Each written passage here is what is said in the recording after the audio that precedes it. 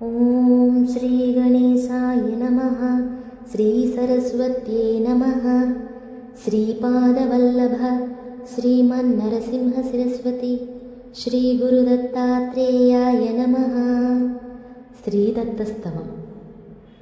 दत्तात्रेयं महात्मानं वरदं भक्तवत्सलं प्रपन्नातिहरं वन्दे स्मतृगामी सनोवतु। दीनबन्धुं कृपासिन्धुं सर्वकारणकारणं सर्वरक्षाकरं वन्दे स्मतृगामी सनोवतु।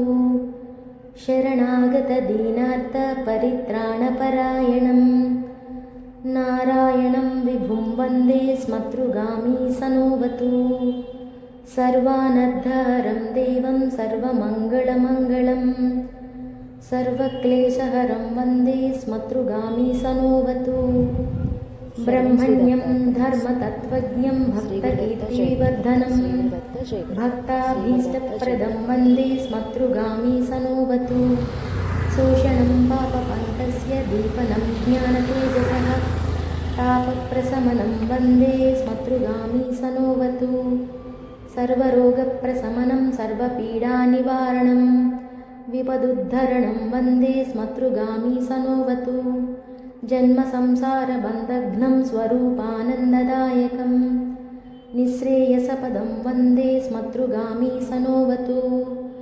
जयलाभयसः कामदातुर्दत्तस्येस्तवं भोगमोक्षप्रदस्येमं प्रपठेत् सुकृती भवेत्।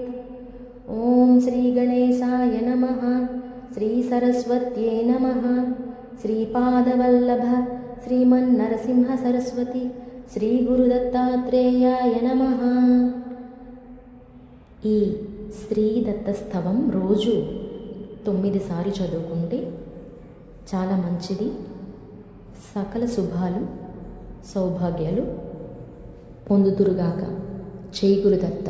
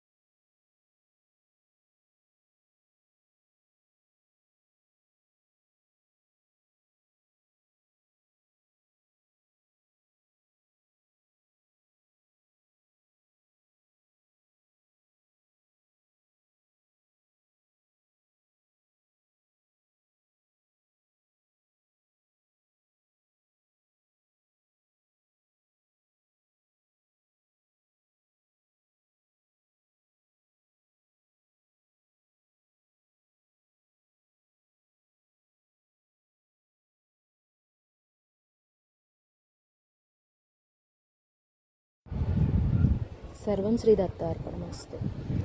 శ్రీ గురుదత్త జై గురుదత్త. శ్రీ గురుదత్త జై గురుదత్త. శ్రీ గురుదత్త జై గురుదత్త.